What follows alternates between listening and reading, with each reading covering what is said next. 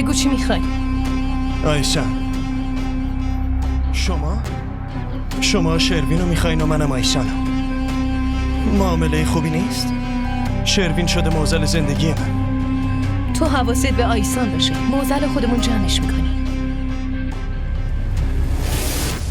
ولی نمیدونم چرا حس میکنم فقط برای دعوا کردن با من ازدواج کردی. تا وقتی از این کارو بکنی منم باهات دعوا میکنم.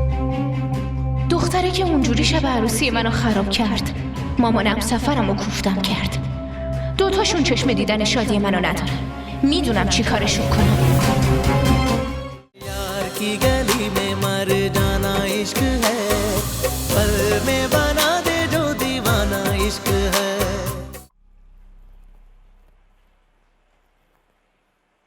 الو؟ ببخشید رفیق، امروز یه عملیات داشتم، نتونستم بیام مراسمت. فهمیدم، حتما سرت خیلی شلوغ بوده. خیره، خیلی مبارکه. خیلی ممنون. باشه ببین، برای این بهت زنگ زدم که بگم ضمانت عارفو کردن. ضمانت کردن؟ یعنی چی؟ منظورم اینه که دادگاه که 2 روز بسته است. آره داداش، از بالا دستور اومده. از بالا دستور اومده؟ آره، سرهنگ جوهدری بهم زنگ زد، گفت هرچی سریعتر آزادش کنیم. وکیل عارفم اومده بیرون نشسته، گفتم اول با تو حرف بزنم. یعنی آشناشکی بوده؟ من از کجا بدونم؟ من که اصلا نمیشناسمش. تو خودت بهتر میدونی به کجا وصله. نه منم نمیدونم. باشه، بگو کی ضمانتشو کرده؟ وکیل بیرون نشسته، هنوز مدارکشو ندیدم، نمیدونم. باشه ببین، مجبورم آزادش کنم وگرنه کارم در خطره. آره حتما رفیق، من درک میکنم. آره گفتم شما شاید ناراحت بشین. نه برای چی ناراحت؟ حله، مشکلی نیست. آره داداش، دیگه دست ماها نیست، باید ببینیم قسمت چی میخواد. باشه، یه چیز دیگه، به محض اینکه فهمیدی کی ضمانتشو کرده به هم خبر بده. باشه حتما، فعلا خداحافظ. خداحافظ.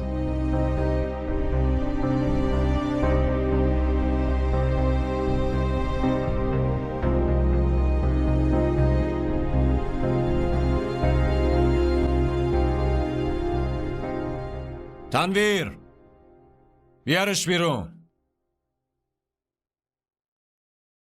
پاشو، ضمانتتو کردن. کجا برم؟ برو پیش آقا.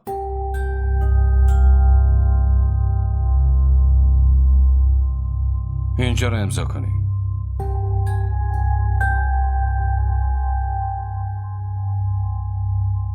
ممنون.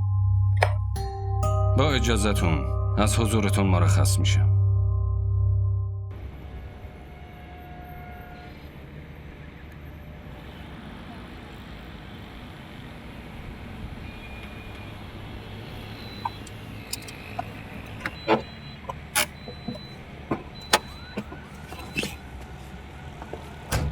هی، داری کجا میبری منو ها؟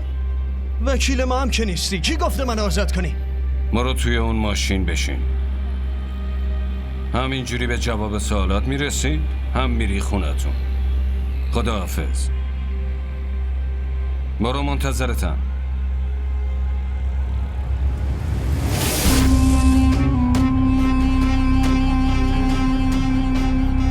شما؟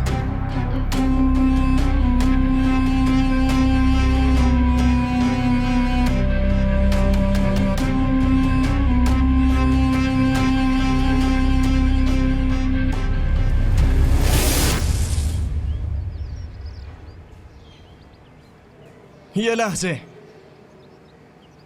بگو چی میخوای؟ آیسان،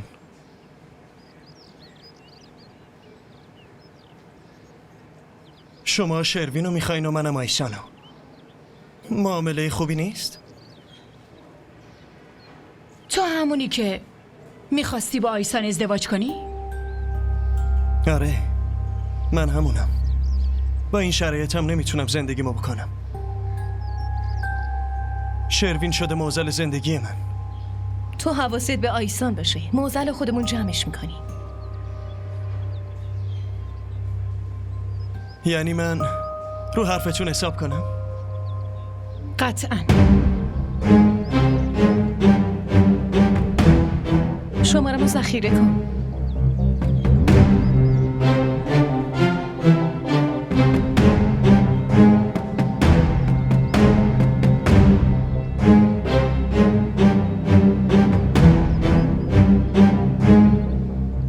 بیا بریم دیگه. بشین تو ماشین.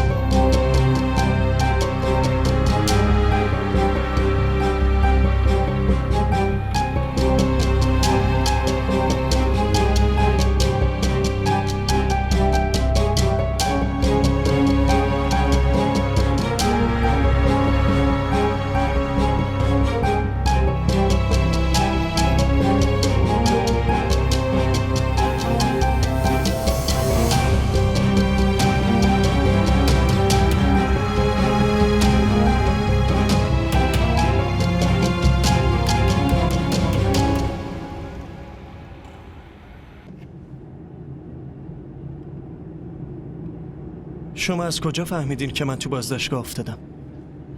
وقتی رو کسی دست میذارن هر خبری که بهش مربوطه رو هم میفهمن. به گوشمون رسیده بود که شروین یه کارایی باهات کرده. به تلفن همراهت که زنگ زدیم مادرت هم این موضوع رو تایید کرد. به به، اینم خوبه. پسر میندازه تو بازداشتگاه و مادرش میاره بیرون. فکر کنم بازی خیلی قشنگی بشه. این بازی وقتی قشنگترم میشه که آیسان از زندگی شروین بره بیرون. چیزیه که بابتش حاضرم کمکتون کنم. بایدم کمکم کنی برای اینکه هدف و نفع دوتامون عین همه. جدایی شروین از آیسان. یادم میمونه. یادت بمونه و سعی نکن با جار زدن و فرار کردن هم خودتو و هم ما رو به درد سر بندازی.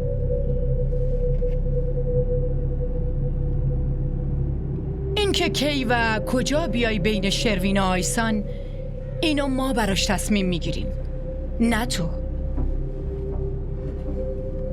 باشه، قبول میکنم.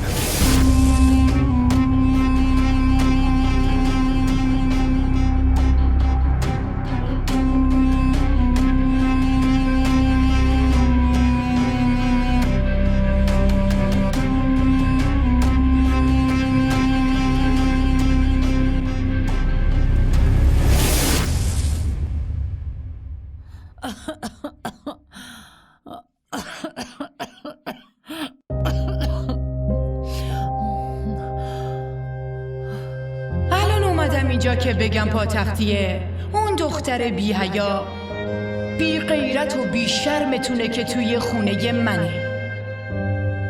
اونقدر بی غیرت هستین که حتما پاشین و بیاین پاتختیش.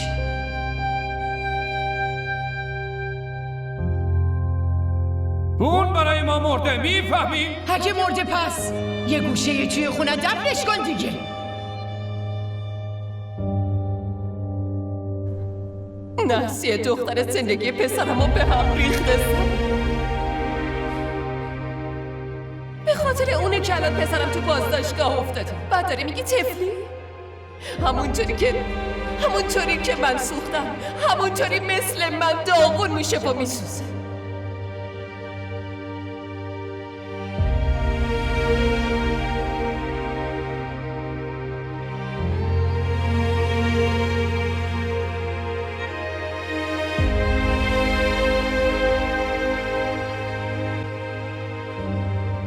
غذا میخورید خانم جون؟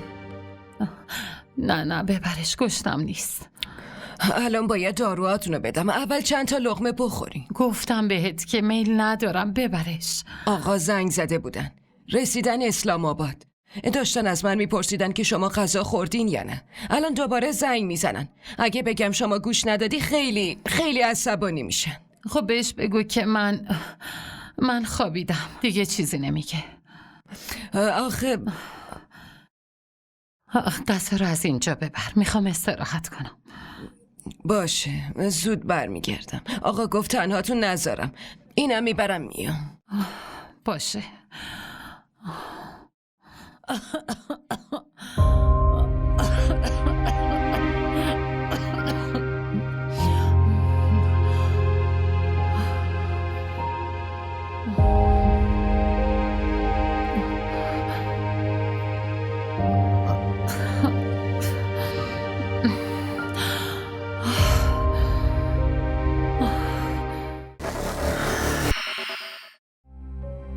اصلا نگران نباش، خاله خوب میشه، باور کن.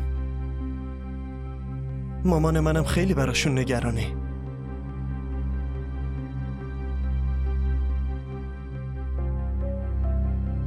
قصه نخور، زود خوب میشه.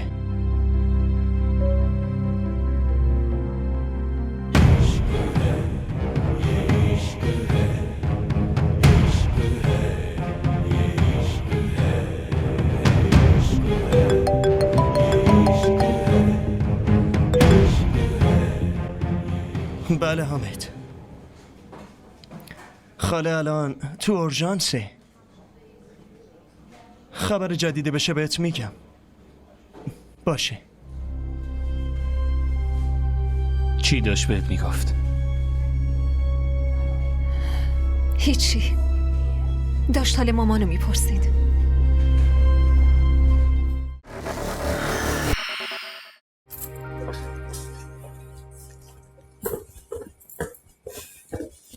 پاتختیه به این خوبی رو به خاطر مسخره بازیات خراب کردی. مگه من چی کار کردم؟ همه چی از گور تو بلند میشه.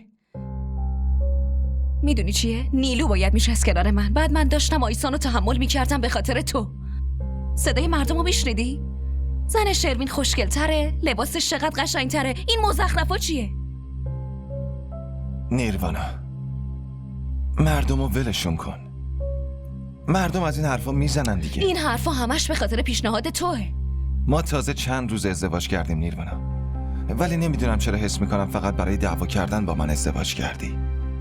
تا وقتی از این کارو بکنی منم باهات دعوا میکنم. باشه، یه پاتختی بود دیگه، تموم شد. از این به بعد زبونم لال شه اگه همچین پیشنهادایی بدم. بهتر. حالا برو لباساتو عوض کن و بیا.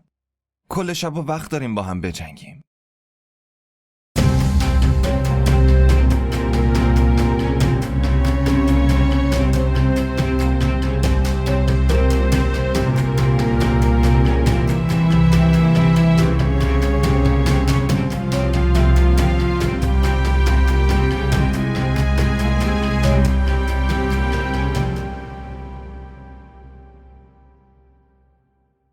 عارف؟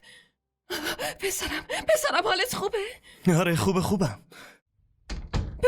پلیسا کتک نزدن ها؟ کسی جرأتشو نداره دست رو پسرت بلند کنه.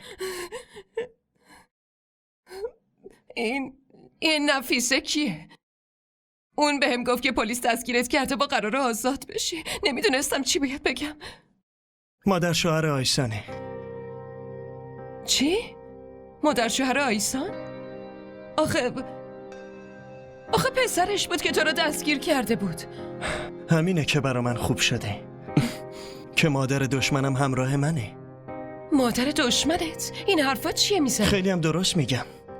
همونطوری که من نمیخوام آیسان با شروین زندگی کنه، اونم دقیقا اینو میخواد. ببین عارف، کی چی میخواد چی نمیخواد من کاری به اینها ندارم. فقط من میخوام که این قضیه رو هر چه سریعتر فیصله بدی. تا تو بازداشتگاهم که رفتی دیگه چی میخوای؟ شاید قبلا کوتاه میومدم، ولی الان به این راحتی این قضیه رو فیصله نمیدم.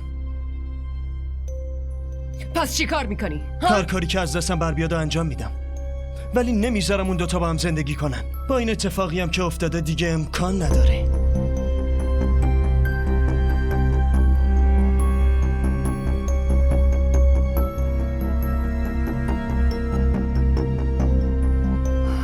من که نمیفهمم این پسر چی میخواد.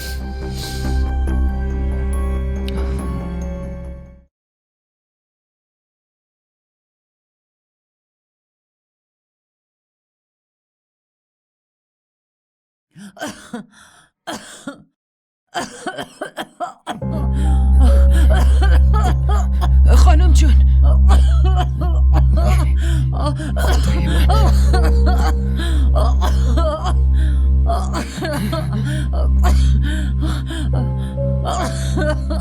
اینو بگیر. شما اصلا حالتون خوب نیست.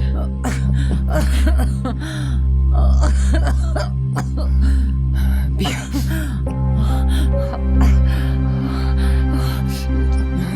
الان به آقا زنگ میزنم. خیلی میترسم خانم.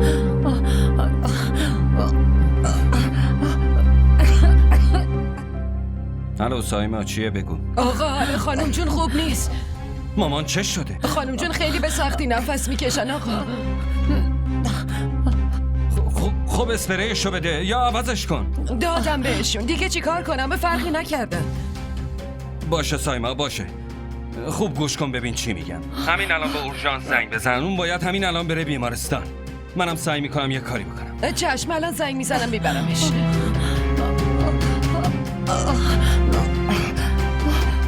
حامد دارم برای عکس صدامون میکنن. تو کی زنگ زد؟ سایما زنگ زد. حال مامان یه دفعه به هم خورده. همه چی رو برای سایما توضیح دادم که چطوری. همه چی رو گفتی ولی اوضاع مامانو نمیدونه. همین الان باید بره بیمارستان بستریشه. خب به اورژانس زنگ بزنه. همین کارو کرده. من نباید تنهاش میذاشتم و میومدم اینجا.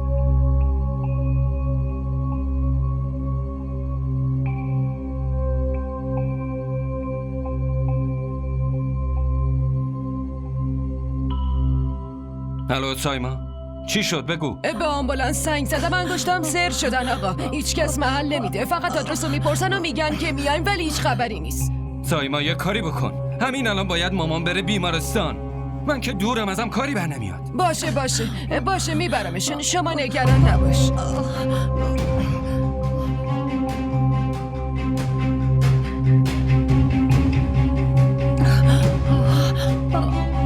خانم جان نگران نباش، الان میبرمت بیمارستان. الان با ایسان خانم زنگ میزنم.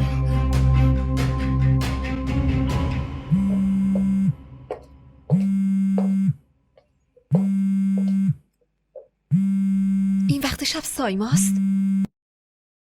الو؟ خدا رو شکر گوشیتو جواب دادی، زود بیا اینجا. چی شده سایما؟ همه چی خوب پیش میره؟ هیچی خوب نیست. خانم جون نفسش بالا نمیاد، آمبولانس هم نیومده. باشه خب داداشم کجاستن؟ اونا کجا؟ اونا رفتن اسلام آباد. من و خانم جونم تنهاییم. باید زود بریم بیمارستان. باشه سایما نگران نباش، الان خودم میرسونم اونجا. باشه به مامانم بگو دارم میام. شروین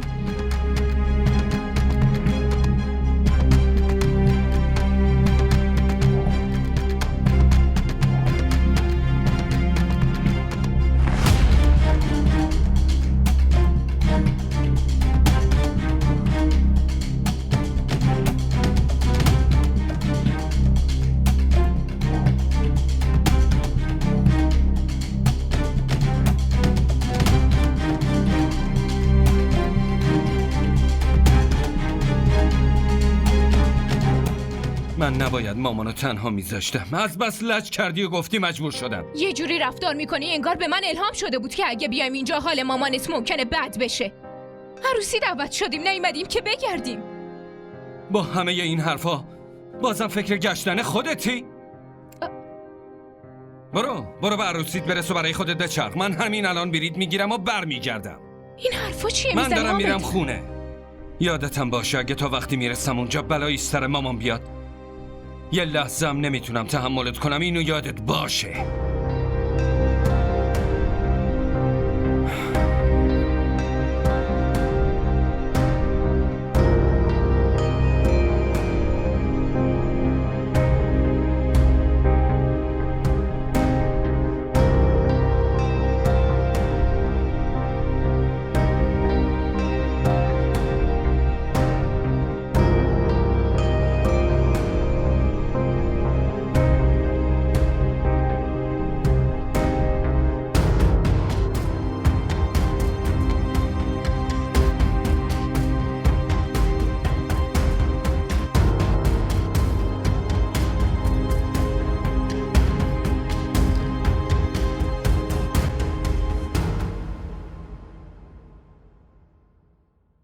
الو سلام علیکم.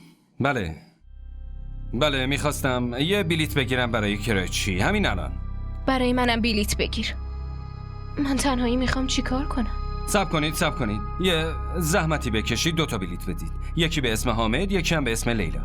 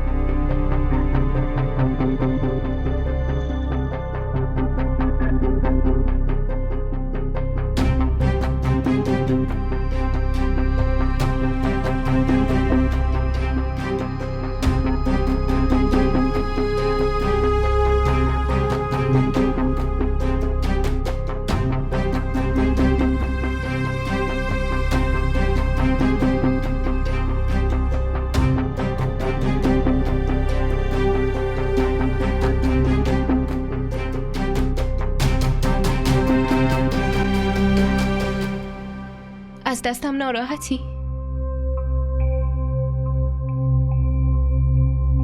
ببخشید.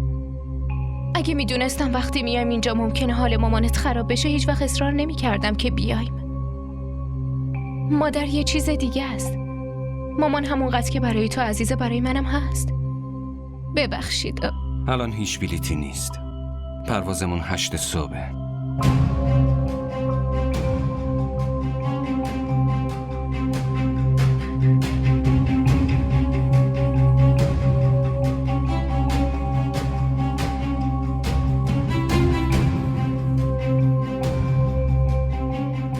دختره که اونجوری شب عروسی منو خراب کرد. مامانم سفرمو کوفتم کرد. 2 تاشون چشم دیدن شادی منو ندارن. میدونم چی کارشون کنم.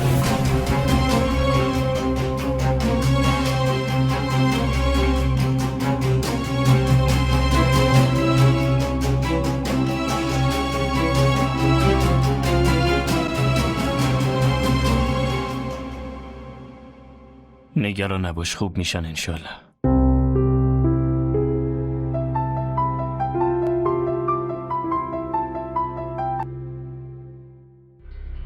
الان میام. جانم مامان. کجایی شروین؟ کجا رفتی؟ آیسانو برداشتی و با عجله رفتی؟ همه چی خوبه؟ بله، فقط یه مشکل اورژانسی پیش اومد.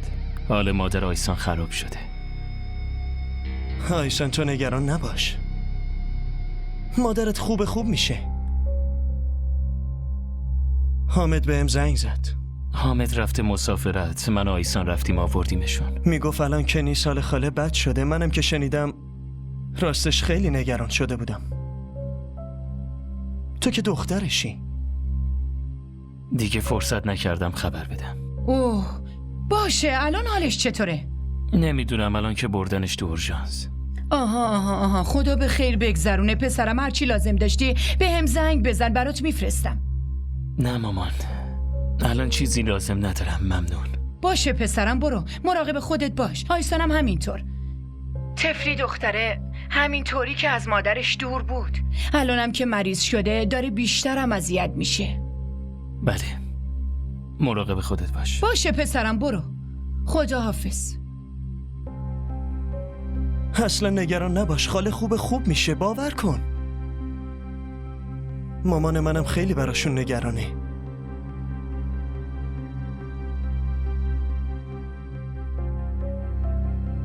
قصه نخور، زود خوب میشه.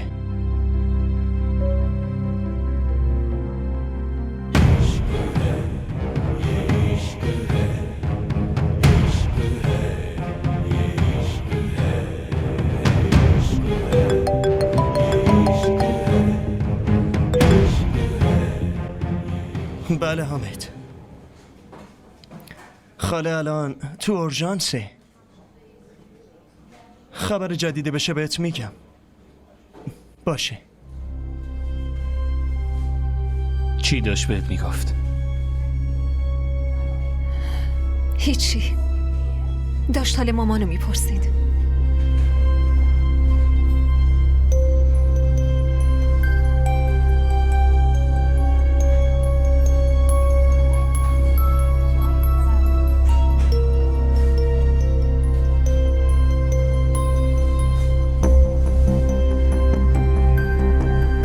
الو؟ شنیدم مامان آیسان رفته بیمارستان، اونم وقتی پسرش خونه نبوده. آره، منم بیمارستانم. کسایی هم که آوردنش بیمارستان، عروس و پسرتون الان جلوم وایستادن. خبر خیلی خوبیه. برای آدم عاقل یه اشاره کافیه که از هر فرصتی چطوری استفاده کنه. بله میدونم. همین توقع ازت میره. خداحافظ. خداحافظ.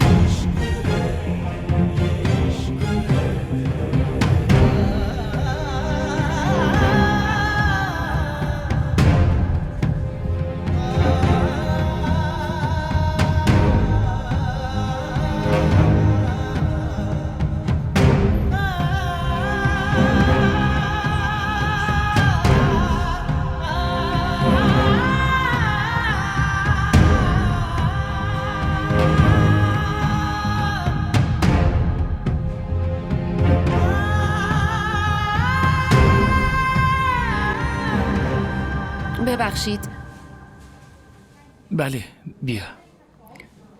وضعیت بیمار الان تحت کنترله، ولی نیاز به زمان بیشتری داریم. باید اینجا ازشون مراقبت کنیم. بله، من میتونم ببینمشون. بله، یه نفر میتونه بره. پس تو برو.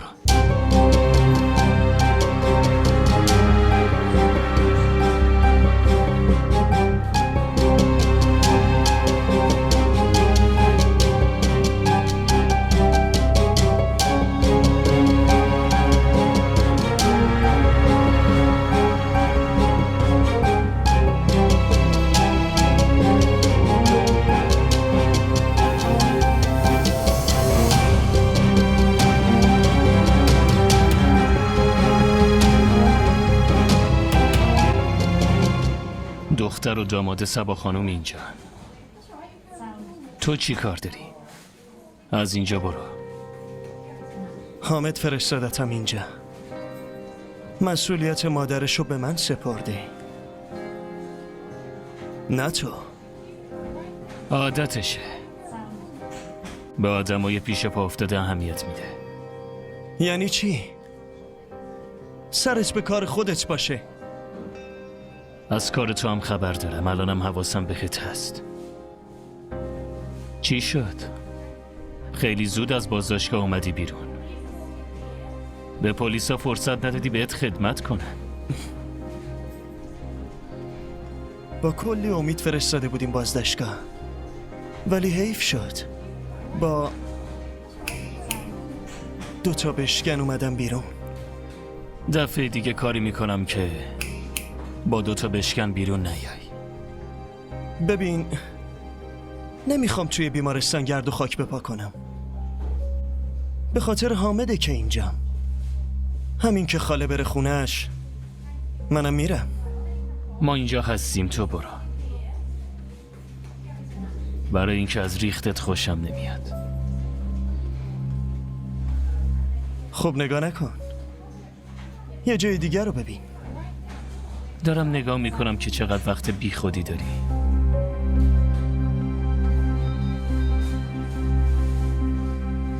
با این کارا به هدفت نمیرسی.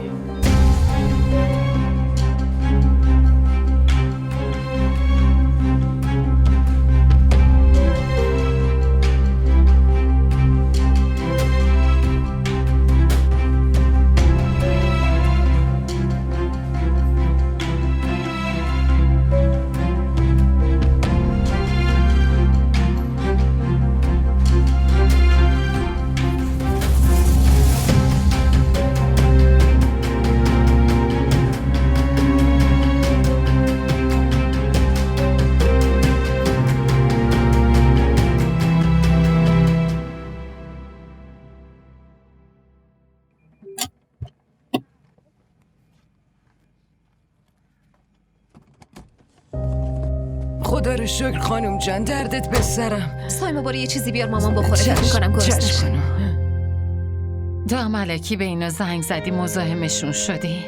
حالتون رو که دیدم نمیدونستم چی کار کنم، برای همین با آیسان خانم زنگ زدم. کار خیلی خوبی کرده مامان، اصلا لازم نیست چیزی بهش بگیم.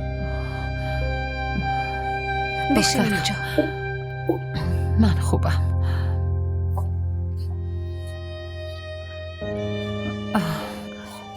دخترم من خوبم. شماها دیگه برید. شما حالتون اصلا خوب نیست، من نمیتونم تنهاتون بذارم و برم. ببین آیسان، الان حامد میاد، من نمیخوام. بذار داداش بیاد، چیزی نمیشه. لش نکن آیسان. مامان علاقه منو لجبازی میدونین؟ من هیچ نسبتی باهاتون ندارم. آخه برای چی همش اینطوری با هم حرف میزنین؟ مدام به هم میگین از اینجا برم. آیسان کاملا درست میگه. بذارید حامد بیاد بعد ما میریم. نمیتونیم اینطوری تنهاتون بذاریم و بریم.